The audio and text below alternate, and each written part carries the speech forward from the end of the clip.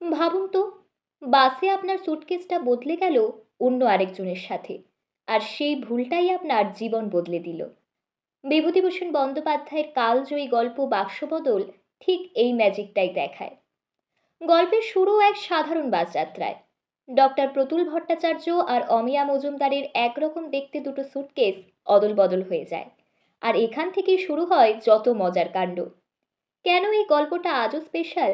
কারণ এতে আছে মিষ্টি প্রেম আর নির্মল হাস্যরসের এক দারুণ কম্বিনেশন। গল্পের চরিত্রগুলোকেও নিঃসন্দেহে আপনার ভালো লাগবে। আর এখানেই বিভূতিভূষণ বন্দ্যোপাধ্যায়ের আসল জাদু, যেখানে তিনি একদম সহজ ভাষায় সাধারণ একটা ঘটনাকে অসাধারণ এক রূপ দিয়েছেন। ভুল বাক্স পাওয়ার পর অমিয়া ও প্রতুলের পরিচয়, আর অবশেষে এক সুন্দর প্রেমের শুরু, এটাই প্রমাণ করে যে জীবনের সব ভুল খারাপ হয় না, কিছু ভুল জীবনের সেরা উপহার নিয়ে আসে। আপনি কি এই ক্লাসিক গল্পটা পড়েছেন? না পড়লে আজই পড়ে ফেলুন। আর পড়ে থাকলে কেমন লেগেছে কমেন্টে জানান। আরও এমন বুকিশ আপডেটের জন্য সাবস্ক্রাইব করতে ভুলবেন না।